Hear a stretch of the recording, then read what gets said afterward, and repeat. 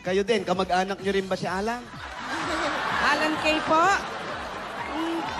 Kasi yung middle initial parang pareho. Chusera ka. Dahil napatay ko yung phone. Anong initial? Ano yung initial mo, Alan? N. N. Kayo po, anong middle initial na? Di ba N din? Kami P, ako people. Oh, di ba malapit? P-N, di ba? N-O-P. May trabaho pa po kayo, Mang Mariano.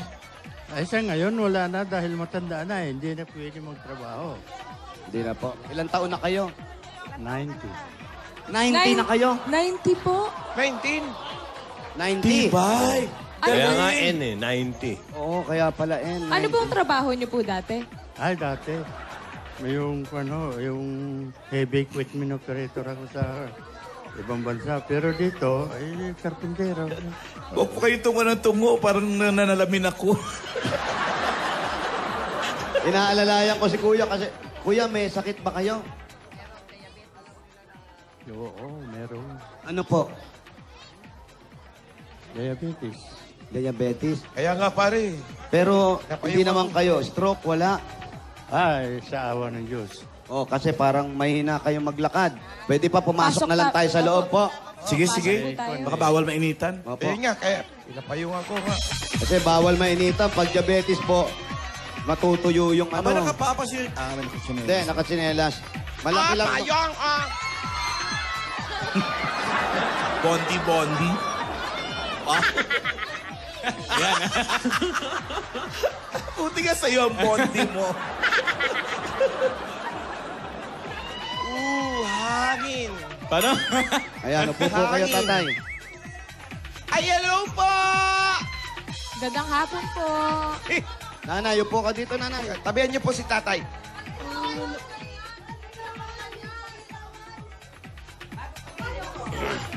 Sandali lang, Inom lang. nagpipiding battle pa si mami. Tay, may diabetes kayo. Nasabi nyo kanina. Oo, meron. Kailan pa po yan? Meron. Ay, 2 taon na. Tay, ayan po si Alden, si Alan, tsaka si Boss Joey po. Ayan po. Nasa TV po kayo. Boss. Mabuti Magandang naman at tanghali, umabot tay. pa ako itong taong ito. Po, Mabuti nga at nakaabot pa ako ng ganitong taon. bakit naman? Ay, May- haba pa po yan. May pupuntahan ba kayo? Meron po. Saan po? Sa pupuntahan lahat. Saan po yun? Saan yun? Taas, baba. Po, taas, baba. Ah, siyempre, baba. Sa baba. Ba't po ba ba? Bakit ba ba? Baka takot sa gusto ni mga height. tatay eh. Takot sa mga height si tatay. Wala tayong magagawa. Wala tayong magagawa. Kung yun ang gusto niya. May fear of heights. Pero Oo. bites. Tay, ba't naman kayo nagsasalita ng ganyan? Kayo naman, si nanay. Ilang taong ka na, nanay? 59. Gusto mo bang sumabay? Kaya. Sasabay. Sa paglalakad. Paglalakad. Tay, kailan pa ba yung sakit mo? 2 years Kailan nga. pa? Tagal na. Matagal na. Pero may maintenance ka naman. Meron mo. O, bakit sinasabi mong parang Huwag mong sasabihin yung ganon. Napapagod ka na ba? Hindi dapat ako mapagod. Yan! Dapat. Malakas ang loob natin. Kailangan. Masarap mabuhay. Ang masarap. Talaga, Oo, kaya wag mo sasabihin, buti umabot ka pa ngayong taon na to. lalo kung pupunta ka sa masayang lugar. Yan! Yung mga patay sindi, ganyan.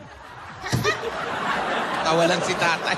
Siyempre, pag pupunta ka ng park, di ba may mga parang Oo. Christmas light dyan, patay Yan sindi. ang bumubuhay sa tao, yung patay, sindi. Yes, di ba? Tay? Ay, Natawa siya, no? may mga anak po kayo? Ah, Anak po, may mga anak po Sa kayo? iba, sa iba. ay, maroon akong anak pero wala sila dito. Ayaw nila ako eh. Ha? Anong Masyado. ayaw nila? Masyado silang kwan noon eh. Nung malalaki na, Oh. inaayawan na ako. Ilan po bang anak ninyo, Nay? Hindi, kaming dalawa, wala kaming anak. we are both widow. Ngayon, nagsama kami, 16 years na kami, may anak siyang 5. Ngayon, nung nag-asawa siya, syempre, ano ba ang papel ng isang madrasta, di ba, kontrabida? So, ginanapan ko na yung pagkakontrabida. Basta minamahal ko yung asawa ko, inaalagaan ko siya, binigay siya sa akin ng Diyos, dapat ko siyang mahal. Tama. Oo. Yan ang gusto ko. Yung prangka yung isang tao. Kagaya ni nanay, pinangatawanan niya ng pagiging kontrabida. Kung ayaw nyo sa akin, basta ako, mahal ako ng tatay nyo. Kontrabida, pati kilay, oh. Tignan nyo. O, tingin sa'yo. Yan, nagagalit yata. Kaninong anak yung nag-alisan? Anak Kanino ni pong- tatay yung nag-alisan na Anak ayaw ng- sa'yo. Ito, hindi po kami nakikialam, no? Napag-usapan lang kasi lumabas sa bibig ni tatay at sinabi niyo na rin. So, unti-unti lang po natin, baka maayos natin to. Yung ayaw sa inyo, siyempre, anak ni tatay. Pero kayo, may anak kayo. Meron, ayun ang bunso ko. So, andito yung mga anak niyo. Hindi, siya lang. Isa lang po. Nag-injection dito siya nag-aalaga. Dito pagka ako kasi takot ako sa injection eh. Siya nag-injection, siya ang nag-aasikaso ng mga pagkain. Itong asawa ko. Yan po yung anak ninyo. Mahal. Tapos, yung mga anak ni tatay, Yan, di siya minamahal. Mahal nila ako, pero ibang pagmamahal. anong klase pong pagmamahal ito? Ito. Bakit di nakita? Eto daw. Ang klaseng Eto, pagmamahal, pera. eto raw. Pera daw. Yan ang sabi ni tatay. Ilang years na sila kasal? Tay, ilang years Wala na kayong na. kasal? Kinasal ba kayo ni nanay? Oo. Ilang years na po? 16 years na silang nagsasama. 16 years na. Ano ba So, trabaho dati ni tatay? sa abroad. Heavy equipment sa ibang bansa. Tapos, karpentero po dito sa Pilipinas. World War II siya. Inabot niya yung World War II.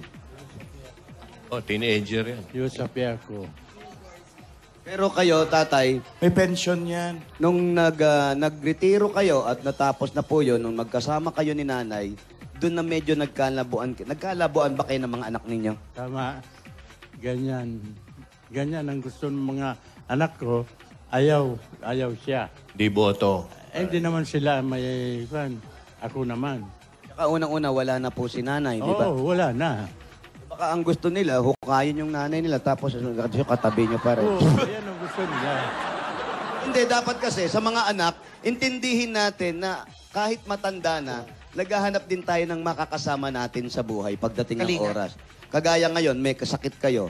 Ang nag-aalaga, siyempre yung asawa, yung kasama ngayon. At yun po kayo, na sinasabi niyong kontrabida. Oh, kontrabida daw ako. Galit sila sa akin. So wala akong pakialam sa inyo kung galit kayo. Basta ang kinakasama ko, yung ang tatay ninyo. Basta ang tatay ninyo, hindi ko pinababayaan. Minamahal ko yan. Kung pera naman ang hinahabol nyo, akin lahat ng pera dahil ako nag-aalaga, hindi kayo. Alam mo si nanay, mabagal magsalita ah. Oy, hindi ko Mabagal. masyado Tuloy-tuloy. maintindihan. Mahiya. Mabagal. Tsaka nararamdaman kong wala kayong galit. Nararamdaman. Dami. Walang Cool na galit. cool. Hugot lang. Hugot lang, nay. Hindi, yan ang gusto naman natin, no? Si tatay may sasabihin. Paano magagalit ng nanay mo? Eh siya, lahat trabaho niya. Lahat. Siya lahat ang gumagawa. Pag-aalaga, pagluluto, paliligo, tay. Paglakad ko sa labas. Siya pa rin ang kaagapay mo. Oo, siya pa. Paano pa? Sa hospital, siya pa rin. Paano pa? Anong pagmamahal mo sa mga anak mo? Kung ganun ipapakita nila sa iyo, di siyempre masisira din ang kuwan mo sa kanila kung ganun. Pero tay, sabi nga, ang magulang, ang anak, natitiis ang magulang. Pero ang magulang, never na matitiis ang anak. Tama po ba? Yan ang number one. So, yun ang pinaka-hinanakit ninyo na akala nila, kung wala sila sa inyo, pero kayo, hanggang ngayon, nag-aalala pa rin kayo para sa kanila. Talaga. Siyempre, mahal pa rin ni tatay Hanggang mo. buhay ako, inaalaala ko sila. Pero sila ang gumaganon. Pero lahat po ng anak ninyo na pagpatapos ninyo, Sa awa ng Diyos. May mga asawa na po? meron na, Alan. Meron isa dahil ayaw na mag-asawa. 40 na yun eh. Bata pa po yun. Bata pa, 40. Tay, matanong ko lang po, kailan po kayo huling nagkita ng mga anak niyo po? Ay mayroon isa na tumatawag. Para kami ko naman na tumatawag siya. Pero ako, siyempre sasagutin ko. Ang gusto niya, pupunta ako doon at doon na raw ako. Ay kako, diyan ako napanganak. Wala akong makita na magandang pinapakita ninyo. Bakit diyan ako? Ay nandito. Maski nag-iisa dito kako, maganda naman ng trato niya sa akin. Halos isubo ko, inaalis pa niya sa bunganga niya. Kaya, bawal muna yung mga anak. Habang buhay sila, salamat. At habang buhay ako, salamat din. So, Dahil sila ang magandang inano ko sa kanila. Pero ang diferensya, hindi ko nagustuhan yung gusto pakikitungo nila. nila. Dahil ang gusto nila, doon ako sa kanila. Iwan si Hindi nanay naman dito. pwede. Hindi Hindi naman pwede na doon ako sa kanila. Nag-usap ba sila ng mga anak niya tungkol sa pag-aasawa niya ulit? Nag-usap ba kayo tayo nung bago kayo magdesisyon ni nanay na magsama? Nag-usap ba kayo ng mga anak nyo? Yan ang hindi nangyari. Nangyari na nung kasal na kami. Dahil naapura itong pagkasal namin. Umuwi ako dito sa Pilipinas, kumuha lang ako ng 15 araw. Para kasal kayo? Oo, para kasal kami. Pero marami naman sa kanila na gusto. Pero nung tumagal na, nalaman ng ugali ng madrasta, para na silang kwan. Gusto nila sila. Sila, wala na madrasta. Hindi naman pwede. Bakit ba ayaw nila kay nanay? Hindi ko alam. Dahil walang kilay, yung ba yun? Ano ba yung... Kilay na ba ang batayin ngayon, pare? Ang bigat ng rason. Oo, no? Hindi, baka, naku, tayo, walang kilay yan, tagilid tayo dyan. Ganon. Masama ang tingin sa'yo. Ayan o. Masama ang tingin sa'yo. Pasalamat ka nga at walang kilay. Kundi, tinaasan ka na talaga.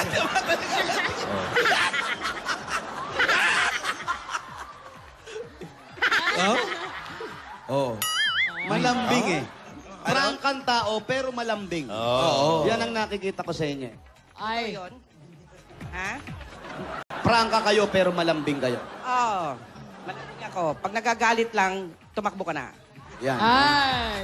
Pagsalita, Hindi, no? Totoo. Ganyan, may ganyan talaga eh. Pero kasi, ang ano ko lang dun sa mga anak, sa anak nyo, hindi naman po sa nakikialam uli kami. Pero, Makikialam na rin po. Yeah, okay. Konti lang. Suggestion lang naman po sa atin. Hayaan nyo na lang, hindi nyo ba naiisip, yung mga anak nyo, hindi ba nila naiisip na kaya tumatagal din yung buhay nyo ngayon sa edad nyo? Salamat sa Diyos at hanggang ngayon, nandiyan pa tayo. Tumatagal yung edad nyo, pero dahil kanino? Isa sa kanila, pero isa pa rin dahil dito sa taong nag-aalaga sa inyo. Tama po ba? Tama. Sana maintindihan nila yon. Kumbaga, eto na yung edad ni tatay. Hayaan na natin yung kaligayahan. Nabi nga ni tatay, buti nga umabot ako ngayon taon na to. Paano nga kung hindi na at konti na lang? Bigay na natin kung ano yung gusto ng ama natin. Oo. Walang masama magpatawad. Walang Tsaka kung masama. mahal mo yung tao, mahalin mo rin yung mahal niya. Tama, Anan! At kailangan din yung pagtanggap talaga. Pagtanggap, Jose. Naiiyak po si Anan. Naiyak kami siya eh. Naiira. Mahal mo rin ba yung mga coach? Hindi. Siyempre lang naman. Madali lang. Ano po, tay? Ano, tay? Yan ang ayaw ko sa mga anak ko. Iisa lang ang parang kumakampi dahil siya nakikiusap sa akin. Pero yung mga 3, 4, may 4 yung babae, wala man ako nagustuhan na sinabi nila. Eh bakit? Naghirap ako sa kanila. Lumaki sila hanggang nagkaroon sila ng Sariling buhay. sariling buhay o nagpag-aral. Lahat nagkaroon sila ng profession kung bakit hindi nila ako nagustuhan dahil kay Mrs. Hindi kayo maintindihan ngayon. Alam nyo, sa parte natin, may kanya-kanya tayong dahilan kung bakit. Pero sa nangyayari sitwasyon, at nakikita naman natin dito kay Neneng Kilay, na Sama ng tingin. mukhang maano naman mag-alaga. Nakikita namin, walang humpay nakakapunas kay tatay. Nagsisilbing santo na nga si tatay. Punas siya ng punas. Punas siya ng punas. Sobrang pag-aalaga. Bakit doon yung mga anak, kung sino man po yung mga anak, hindi po, eto po, ba't di natin bigyan ng pagkakataon? Di ba? Wala naman pong masama. Pero kayo, Nay, tatanungin ko, kung sakasakali pong lalapit yung mga anak ni tatay at makikipag-usap sa inyo para maayos ang lahat, tatanggapin niyo po. Wala namang hindi. Ang Diyos nga nakapagpatawad ako pa kaya. Tama?